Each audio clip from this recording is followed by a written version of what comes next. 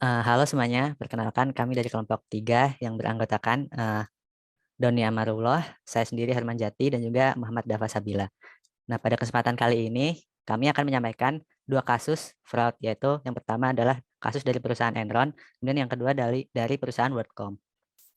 Kemudian kita masuk pada perusahaan yang pertama, yaitu Enron, yang akan dibahas oleh Doni Amarullah. Baik, terima kasih atas kesempatannya Jati. Selanjutnya, saya di sini akan membahas kasus yang dialami oleh Enron. Sebenarnya apa sih kasusnya? Kasus Enron sendiri itu muncul di permukaan pada Oktober 2001 ketika diketahui bahwa mereka telah melakukan penipuan akuntansi berupa fraud pada laporan keuangannya dan adanya tindak korupsi. Skandal Enron ini erat kaitannya dengan implikasi politik karena kedekatan mereka dengan Gedung Putih, kebebasan beroperasi akibat dari regulasi, serta kesalahan interpretasi dalam laporan keuangan dan serangkaian penggelapan oleh eksekutif Enron. Kasus ini membuat Enron jatuh bersamaan dengan perusahaan audit Arthur Andersen. Investor mereka kehilangan hingga 74 miliar US dollar menjelang kepilotannya dan karyawan yang kehilangan pekerjaan beserta tunjangan pensiunan mereka. Jeff Skilling dijatuhi hukuman 24 tahun penjara, sedangkan Kenneth Lai meninggal sebelum dapat menjalani hukumannya. Selanjutnya, bisa di next. Nah, selanjutnya ini bisa di next. Nah, terkait pihak-pihak yang melakukan tindak fraud ini, pihak-pihak yang memiliki dampak paling signifikan dalam fraud yang dilakukan oleh Enron adalah Kenneth Lai, Jeffrey Skilling, Andrew Festo, dan KAP Arthur Andersen. Kenneth Lai merupakan founder Enron yang merupakan orang yang paling bertanggung jawab atas keseluruhan fraud yang dilakukan oleh Enron. Manipulasi laporan keuangan yang dilakukan oleh Enron sendiri dikerjakan oleh Jeffrey Skilling dan Andrew Festo. Laporan keuangan yang dibuat menggambarkan seakan-akan Enron memiliki keuntungan yang besar dan tidak mengalami penambahan utang. KAP Arthur Andersen juga terlibat dalam manipulasi laporan keuangan yang dilakukan oleh Enron. Hal ini dapat terlihat dari lamanya waktu Enron melakukan fraud tanpa diketahui. Ikatan yang erat juga dimiliki oleh Enron dengan Arthur Andersen. Hal ini dapat dilihat dari terdapat beberapa pegawai Enron yang dahulunya bekerja di Arthur Andersen, termasuk Richard Casey yang menjabat sebagai Chief Accounting Officer-nya. Bisa di next, Jati. Nah, oke, kemudian saya akan membahas secara timeline kejadian bagaimana fraud dilakukan oleh pihak Enron. Nah, tindakan fraud yang dilakukan oleh Enron bermula pada tahun 1998 ketika Andrew Fastow dipromosikan menjadi CFO. Nah, pada saat itu ia menciptakan jaringan perusahaan yang berfungsi untuk menyembunyikan kerugian Enron. Pada tanggal 14 Agustus 2001, Enron melaporkan kerugian sebesar 137 juta US dollar. Nah, hal tersebut menyebabkan saham Enron turun harga menjadi 39,95 dolar per lembar. Kemudian pada 12 Oktober 2001, penasihat hukum Arthur Andersen menyuruh auditor untuk menghilangkan semua bukti dokumen-dokumen Enron, terutama yang berkaitan dengan kerugian yang sedang dialami, kecuali untuk dokumen-dokumen umum.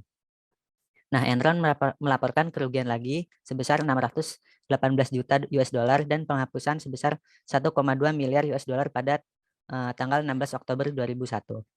Harga saham pun turun dari yang tadi sebesar 39,95 menjadi 38,84 dolar.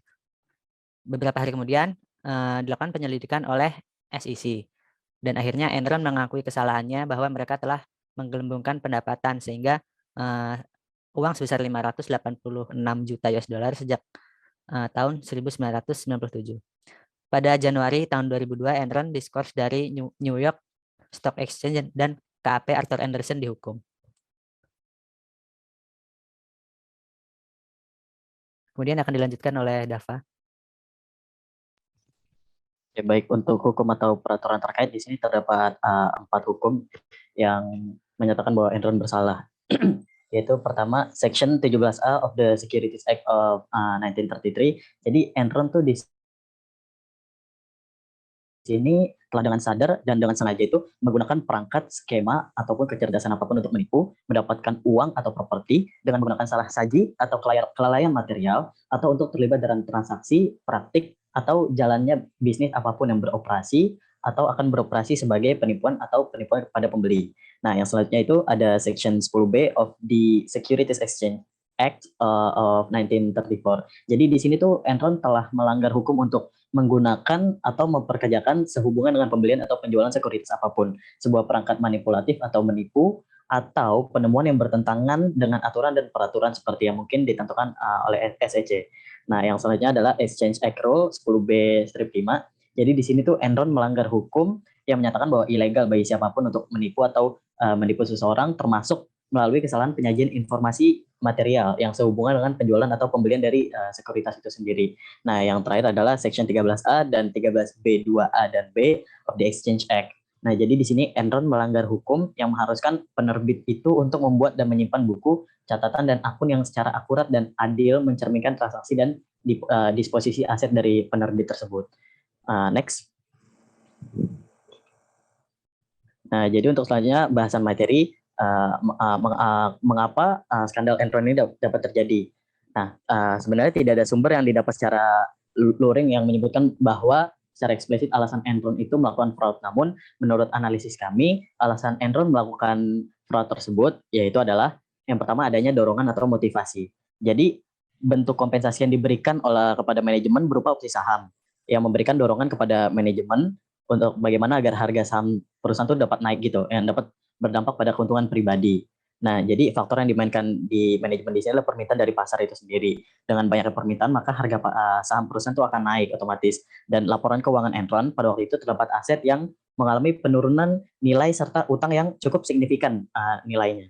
Maka dari itu, untuk menyembunyikannya dari investor, manajemen tuh memanipulasi laporan keuangannya yang disertai dengan kemampuan bisnis yang luar biasa dengan membeli perusahaan pembangkit listrik, Portland General Electric Corp, dan pembentukan Enron Online. Sebagai implikasinya harga saham Enron tuh menjadi naik. Yang kedua, adanya peluang berupa celah dari tata kelola internal perusahaan itu sendiri. Nah, yang menjadi pertanyaan tuh bagaimana manipulasi itu dapat terjadi padahal terdapat monitoring dari berbagai pihak gitu kan. Nah, jawabannya sederhana, yaitu dikarenakan berbagai pihak yang melakukan monitoring utama itu telah bekerja sama dengan pihak manajemen dari perusahaan itu sendiri. Jadi di sini auditor eksternal KAP Arthur Andersen bertindak sebagai konsultan manajemen perusahaan Enron. Jadi fee yang diberikan sebagai jasa konsultasi itu lebih tinggi gitu. Sehingga dapat disimpulkan bahwa audit yang dilakukan oleh KAP Arthur Andersen ini hanya sebatas formalitas dan hasilnya telah ditentukan dari jasa konsultasi antara kedua belah pihak. Sementara itu, pihak analis dan regulator seperti SEC secara tidak sadar dan detail tidak secara teratur meninjau laporan keuangan yang tersedia untuk umum yang diajukan Enron kepada komisi. Jadi SEC itu hanya mengandalkan hasil pemeriksaan yang dilakukan oleh si KAP Arthur Andersen ini, yang mana KAP tersebut kan sudah melakukan kerjasama gitu, perjanjian dengan Enron. Selanjutnya, nah untuk jenis bukti dalam kasus ini, pada 12 Oktober, penasihat hukum Arthur Andersen itu menyuruh auditor untuk menghilangkan semua bukti-bukti dokumen Enron gitu, terutama yang berkaitan dengan kerugian yang sedang dialami. Nah, pengecualian untuk dokumen-dokumen yang bersifat umum seperti itu. Nah, lalu Enron melaporkan kerugian sebesar 618 juta dolar Amerika dan penghapusan sebesar 1,2 miliar dolar Amerika pada 16 Oktober 2001. Nah, beberapa hari kemudian dilakukan penyelidikan oleh SEC. Nah, akhirnya Enron mengakui kesalahannya bahwa mereka telah menggelembungkan pendapatannya hingga 586 juta sejak tahun 1997. Pada Januari 2002, Enron diskors dari New York Stock Exchange dan KP Arthur Andersen dihukum. Selanjutnya, untuk kasus WorldCom akan dijelaskan oleh teman saya Ruman Jati dan Doni Amaru. Oke, kemudian saya akan melanjutkan pembahasan mengenai fraud yang dilakukan oleh WorldCom. Nah, WorldCom adalah perusahaan telekomunikasi jarak jauh terbesar kedua di Amerika Serikat setelah AT&T pada masanya. Nah, perusahaan ini didirikan oleh seorang bernama Bernard Ebers, yang kemudian ia menjadi CEO, serta 3 investor lain. Nah, pada awal berdirinya, WorldCom bernama Long Distance Discount Service. Kemudian Ebers resmi menjadi CEO perusahaan pada tahun 1985. Nah, kemudian sejak saat itu, dalam kurun waktu 10 tahun, bisnis LDDS terus tumbuh dan berkembang. Hingga pada tahun 1995, LDDS berhasil mengakuisisi 60 perusahaan telekomunikasi dan mengubah nama perusahaan menjadi WorldCom. Nah, kemudian untuk sebagai tambahan, pada tahun 1997, WorldCom melakukan merger dengan MCI Communication, sehingga nama perusahaan mereka menjadi MCI WorldCom. Nah, hal tersebut membuat WorldCom menjadi salah satu perusahaan telekomunikasi terbesar di Amerika Serikat. Nah, tindakan fraud yang dilakukan oleh WorldCom tidak lepas dari peristiwa dot-com bubble. Nah, dot-com bubble itu adalah pertumbuhan yang pesat mengenai valuasi ekuitas saham teknologi Amerika Serikat yang didorong oleh maraknya investasi di perusahaan-perusahaan yang berbasis internet pada akhir tahun 1990-an. Nah, pada saat itu banyak orang-orang yang tertarik dan berbondong-bondong untuk melakukan investasi pada pasar teknologi. Nah, akan tetapi hal itu tampaknya merupakan sesuatu yang too good to be true. Nah, dot-com bubble ini mulai pecah pada tahun 2001 dan 2002, sehingga banyak perusahaan yang terkena dampak negatif dari hal tersebut. Tak terkecuali WorldCom ini. Nah, WorldCom gagal dalam melakukan akuisisi akibat kondisi pasar yang kurang baik tersebut. Nah, untuk menutupi hal tersebut, WorldCom tampaknya melakukan tindakan fraud berupa cooking the books, karena laporan keuangan perusahaan dimanipulasi sedemikian rupa menggunakan trik-trik akuntansi untuk membuatnya terlihat lebih baik. Nah, salah satu contohnya adalah mengkapitalisasi biaya operasional atau mencatat biaya atau pengeluaran sebagai aset. Hal tersebut tentunya membuat seolah-olah WorldCom memiliki laba yang lebih besar dari yang semestinya. CFO dari WorldCom mengkapitalisasi miliaran dolar dari biaya operasional dan menempatkannya pada akun-akun properti dan juga akun aset lain. Nah, misklasifikasi tersebut membuat WorldCom dapat meningkatkan pendapatan mereka sebesar 3 miliar dolar, sehingga mereka dapat melaporkan profit 1,4 miliar dolar. Nah, padahal aslinya mereka itu sebenarnya mengalami kerugian untuk tahun 2001 dan juga kuartal 1 tahun 2002.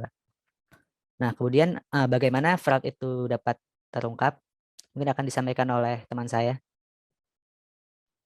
Oke, baik, terima kasih. Sekarang saya akan menjelaskan bagaimana fraud dari WorldCom ini dapat terungkap. Next. Jadi pada sekitaran bulan Desember tahun 2000, seorang financial analyst bernama Kim Emick diarahkan oleh manajemen untuk menjadikan biaya tenaga kerja dari capital project di divisi sistem jaringan itu sebagai biaya instead of capital. Nah, di sini Emick tuh merasa bahwa ia tuh dipaksa untuk melakukan fraud. Nah, untuk menanggapi hal ini, Emick pun melaporkannya kepada atasan. Akan tetapi, hal tersebut malah membuat Emick ditegur dan dikeluarkan dari perusahaan. Kemudian pada tahun 2002, Emick menjalani wawancara dengan Forbes Weekly. Nah, pada sesi interview, Emick sangat memprihatinkan kebiasaan WorldCom dalam melakukan tindakan fraud. Nah, artikel dari wawancara ini pun didengar oleh manajer audit internal dari WorldCom, yaitu Glenn Smith. Nah, Smith kemudian melaporkan kepada Vice President dari WorldCom, yaitu Cynthia Cooper. Kemudian mereka menyetujui untuk diadakan audit internal yang akan dimulai pada bulan Mei tahun 2002.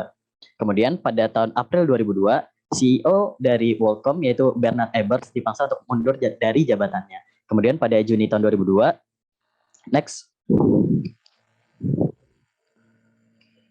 Kemudian pada tahun Juni 2002, WorldCom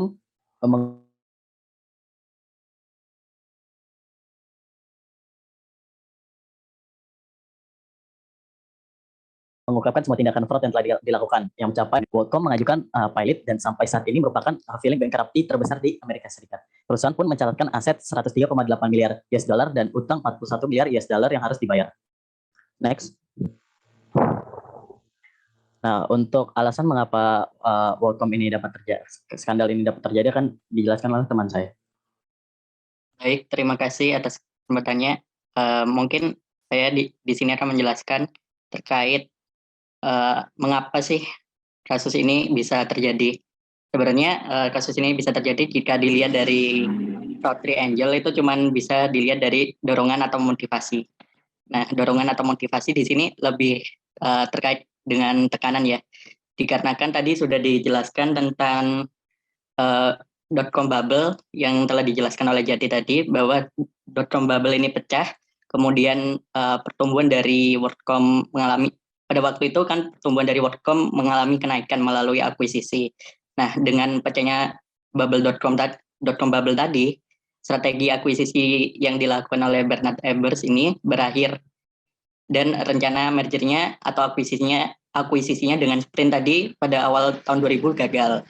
Nah, dorongan ini menjadikan Ebbers ingin mempertahankan pendapatan dan pendapatan perusahaan yang terus meningkat, sehingga perusahaan ini ingin menunjukkan gambaran keuangan yang positif kepada investornya. Maka dari itu, Ebbers ini melakukan kejahatan atau fraud dalam laporan keuangannya. Bisa di next, JT. Nah, selanjutnya untuk aturan yang dilanggar, ini mungkin WorldCom ini telah sengaja menggunakan skema untuk menipu, membuat pernyataan yang tidak benar terkait material fact, terus terlibat dalam tindakan transaksi ataupun praktik yang beroperasi atau akan beroperasi sebagai penipuan atau kecurangan lainnya.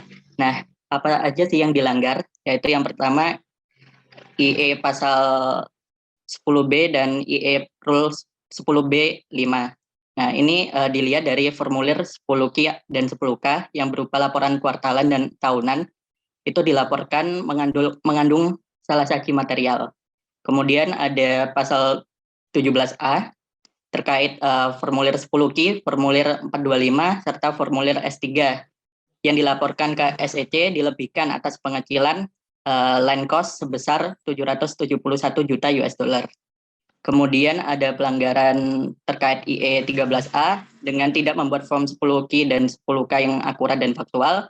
Kemudian ada 12B20 terkait perusahaan tidak mengungkapkan semua informasi yang dibutuhkan oleh SEC. Kemudian ada bagian 13B2A dari IE terkait tidak membuat dan menyimpan pembukuan dan catatan rekening secara akurat dan wajar. Kemudian ada bagian 13B2B dari IE terkait tidak merancang dan memelihara sistem pengendalian internal yang cukup memadai dengan memberikan jaminan yang wajar. Kemudian di sini WorldCom juga melanggar metode akrual yang ada di aturan akuntansi GAAP yang menyatakan bahwa biaya yang dikeluarkan oleh bisnis harus dialokasikan selama seluruh periode yang akan menguntungkan perusahaan. Di sini kan WorldCom tidak melaporkan atau menyembunyikan lah line cost-nya seperti itu. Mungkin bisa di next, Jati. Yang tadi sebelumnya.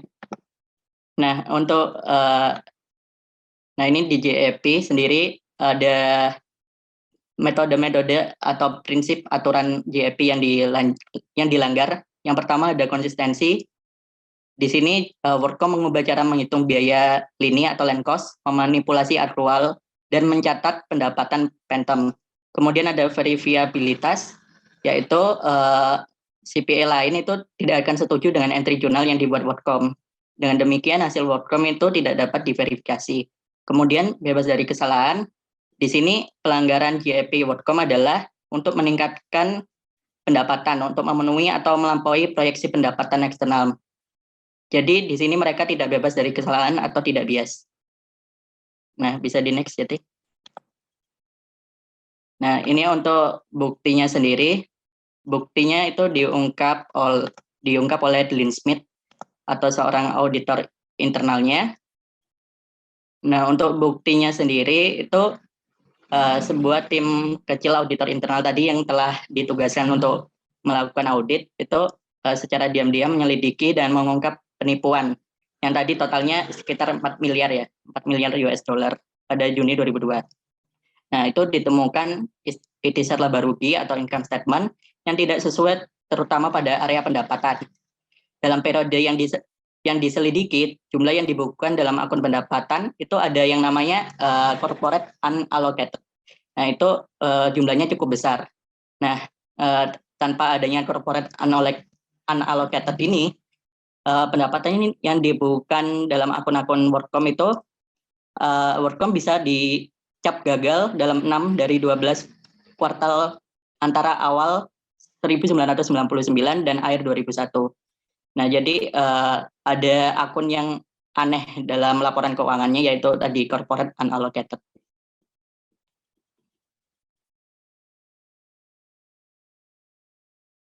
Sekian presentasi yang dapat saya sampaikan dan rekan-rekan saya sampaikan. Terima kasih. Assalamualaikum warahmatullahi wabarakatuh. Waalaikumsalam.